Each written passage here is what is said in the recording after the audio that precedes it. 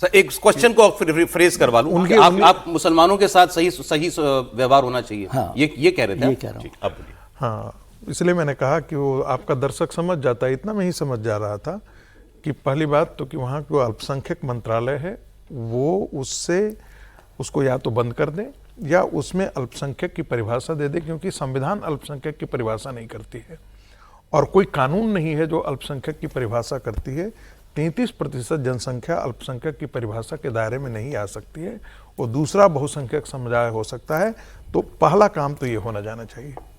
दूसरी बात, एक मैसेज तो है, बहुत साफ मैसेज है, और बाबा ने कल से हम टेलीविजन डिबेट्स में भी बातें कई जगह सुन रहे थे कि बंगाल को एक बुलडोजर मॉडल की आवश्यकता पड़ेगी। और मैं ऐसा इसलिए कह रहा हूं कि ऐसी मैं टेलीविजन चैनल पर बार बार ये कहता था, और आपके कहानी कुर्सी में तो कई बार कॉम्युनल की तरह कई बार तो रिएक्शन ऐसे आता था कि आप बहुत, ये प्रोफेसर बहुत कॉम्युनल हैं, और हम हूँ भी उस मामला में, मुझे कोई इसमें कोई जिसको कहते हैं ना मोरल कंपंक्शन नहीं है, पश्चाताप नहीं है, आत्म पश्चाताप नहीं है कि मैं क्यों हूँ। मैं बार बार कहता था कि यदि बंगाल में भारतीय जनता पार्टी की सरकार नहीं आती है तो आने वाला दिन पश्चिम बंगाल कश्मीर के रास्ते पर जाएगा। और जिस प्रकार से उसका इस्लामीकरण किया गया है, जिस प्रकार से बांग्लादेशी मुसलमान घुसपैठ करके वह पॉकेट्स खड़े कर लिए हैं, और जिस प्रकार से जमाते इस्लाम का प्रभाव उन लोगों पर पड़ा है, वो बंगाल नहीं पूरे देश के लिए खतरनाक होने जा रहा था। इसलिए वहां पर भारतीय जनता पार्टी की सरकार आवश्यक थी। सुन लीजिए, मतलब भगवा और बुलडोजर दोनों जरूरी है। दोनों साथ में। एक और चीज जोड़ देना, इसका रास्ता कहां से जाता है?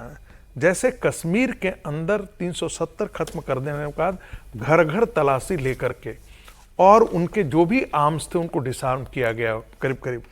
मुझे ऐसा लगता है कि बंगाल के बॉर्डर्स के इलाके में जितने ऐसे घर हैं उनके सबकी घर घर की तलाशी ले जानी चाहिए। जितने भी बांग्लादेशी घुसपैठी हैं वो चाहे 4 पुश्त से क्यों नहीं रहना चाहिए, उनकी नागरिकता समाप्त करनी चाहिए, उनको सोशल बेनिफिट से वंचित करना चाहिए। ठीक है सर।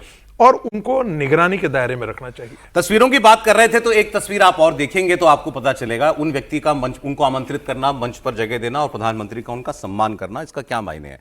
ये इनका नाम है माखनलाल सरकार।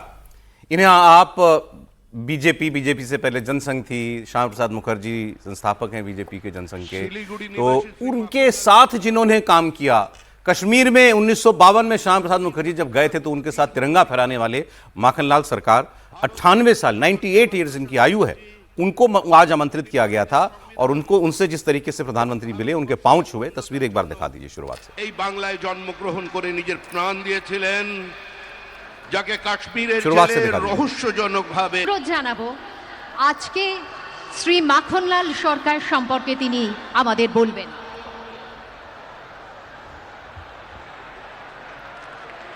শিলিগুড়ি নিবাসী শ্রী মাখনলাল সরকার सबरी श्यामा प्रसाद मुखर्जी के साथी 1952 में कश्मीर जाने वाले, उनके पैर छू रहे हैं देश के प्रधानमंत्री। इस तस्वीर कुछ नहीं, कुछ कम नहीं हो जाता अगर माखनलाल सरकार जी आज इस मंच पे नहीं होते, यह एक तस्वीर नहीं आती। लेकिन ये कुछ बढ़ गया। यस, लेकिन ये किया गया बीजेपी के द्वारा ताकि हम इसकी बात करें और आपको बताएं कि बंगाल क्यों खास है, क्यों स्पेशल है भारतीय जनता पार्टी के लिए।